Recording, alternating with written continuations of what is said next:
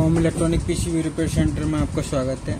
आज हम पैनल किस प्रकार वर्किंग करता है उसके बारे में आपको जानकारी देंगे और ये इसे ध्यान से समझना, ये वर्किंग किस प्रकार करता है। इसमें कितनी आईसियाँ होती हैं? इसमें 5 आईसियाँ होती हैं। 5 आईसियों की क्या वर्किंग होती है मैं आपको ये समझा रहा हूँ, आप ध्यान से समझें।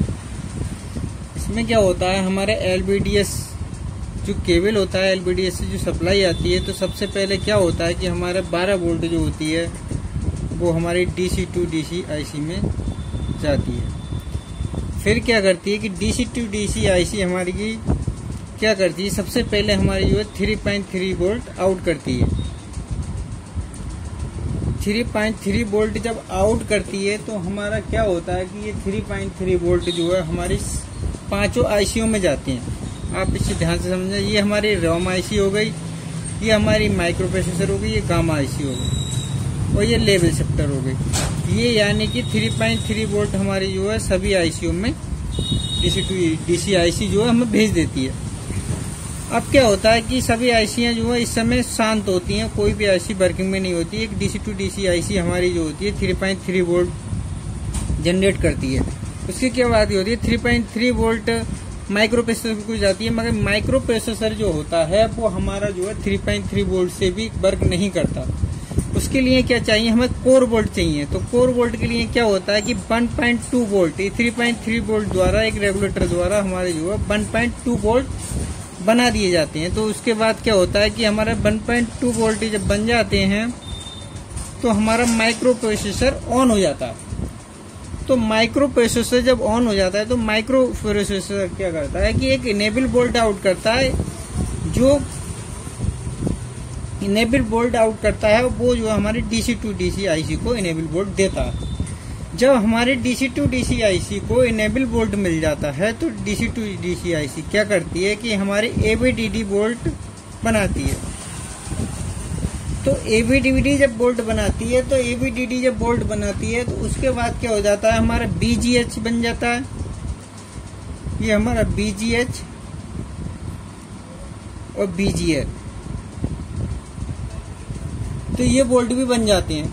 फिर क्या होता है कि जब एबीडीडी जो वोल्ट होता है वो हमारी जो है गामा आईसी को जाता है। गामा आईसी को एक 3.3 वोल्ट की सप्लाई हमारी मिल चुकी है और हमारी जो है गामा एबीडीडी मिल चुकी है। फिर हमारी ये गामा आईसी क्या करेगी, हमारी बी कॉम वोल्ट आउट करेगी। 5 वोल्ट या 6 वोल्ट हमारी आउट करेगी।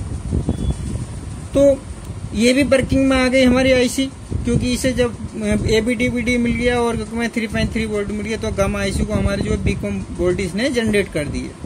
अब क्या होगा कि हमारी आईसी 4 आईसी हमारी वर्किंग में आ गई। अब चौथी आईसी होती है लेवल शिफ्टर आईसी जो होती है। लेवल शिफ्टर आईसी के लिए जब 3 वोल्ट जो मिल चुकी है पहले, और क्या होता है कि बीजीएच और बीजीएल मिलने के बाद जो है लेवल शिफ्टर भी हमारी जो है ऑन हो जाती है।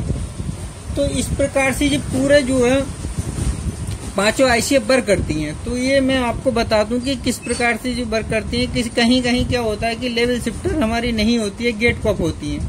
जहां गेट कॉफ होंगी, मैं आपको बता रहा हूँ, यहाँ गेट कॉफ होंगी, वहां पर जो है हमारी ये CKB1 CKB2 नहीं होगा। तो वहां क्या होगा, पैनल पे मेंशन होगा, मैं बता रहा हूँ OE STB और CPB, तो ये सिग्नल होंगे हमारे।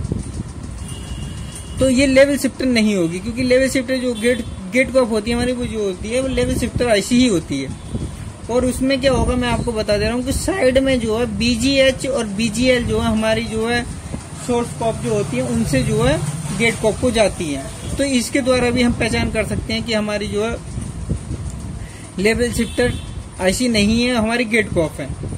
तो इस प्रकार से ये पूरी वर्किंग होती है इसकी। क्योंकि ये जो आईसी होती है, सबसे पहले हमारी डीसी टू, मैं दोबारा आपको समझा रहा हूँ, डीसी टू डीसी आईसी जो होती है हमारी जो है 3.12 वोल्ट मिलने के बाद 3.3 वोल्ट आउट करती है। 3.3 वोल्ट आउट करने के बाद रैम आईसी और प्रोसेसर, यानी कि ये हमारी 5 आईसीओ को 3.3 वोल्ट दे देती है। उसके बाद क्या होती है कि हमें प्रोसेसर के लिए 1.2 वोल्ट की आवश्यकता होती है, जो कोर वोल्ट होता है। उसके बाद ये स्टार्ट हो जाती है। उसके स्टार्ट होने के बाद क्या करती है कि हमारी ये डीसी टू डीसी आईसी होती है उसे इनेबल वोल्ट देती है। इनेबल वोल्ट देने के बाद क्या होता है कि हमारी डीसी टू डीसी आईसी एबीडीडी और BGL और BGH जो बना देती है। तो इसमें क्या होता है, हमारी गामा आईसी का जो इनेबल वोल्ट होता है वो ABDD होता है, और लेवल शिफ्टर का जो इनेबल वोल्ट होता है हमारा BGL और BGH होता है। तो ये आपको ध्यान से समझना है कि इसका जो होता है ये जो है इसके इनेबल होते हैं दोनों आईसीओ के। अब क्या होता है कि ये CKB लाइन है जो है, इसमें क्या होता है प्रोसेसर हमारी जो है ये हमारी जो है सिग्नल आते हैं 01 -0 इस टाइप से ये जो सिग्नल आते हैं। तो ये जो है हमारे इस प्रोसेसर को मिलने के बाद ये जो हमारी ये सिग्नल जो बना देती है। उसके बाद ये सिग्नल आपको मैं चेक करके दिखाऊंगा DSO द्वारा कि किस प्रकार से जो हमारी CPP1 और जो है OE और STV पर सिग्नल किस प्रकार से मिलते हैं, क्योंकि आप इसे मल्टीमीटर से नहीं चेक कर सकते, कर तो लोगे मगर सिग्नल का पता नहीं चलेगा। तो इस प्रकार से जो है हमारे पूरे पैनल की वर्किंग होती है। इसकी वर्किंग आप समझ लोगे तो आपको जो है रिपेयर करने में आसानी होगी और आप अच्छी तरीके से आसानी से जो आप इसकी वर्किंग समझ लेंगे तो आप इसे रिपेयर करना आसान हो जाएगा। तो इस तरीके से ये 5 आईसी होती हैं, 5 आईसी की जो वर्किंग बता दी है। और आपको मैं जो है ये जो है मैं आपको इनके सारे वोल्टेज बता दूंगा, ये CPP पर कितने मिलते हैं, STV पर जो मैं अगली वीडियो बनाऊंगा उसमें आपको सारा बता दूंगा। तो आप पैनल की जो है सारी जितनी भी आईसी वर्किंग है मैंने आपको बता दी है। तो इसी प्रकार से अच्छी वीडियो पाने के लिए आप चैनल को लाइक करें, कमेंट करें, सब्सक्राइब करें। जय हिंद, जय भारत।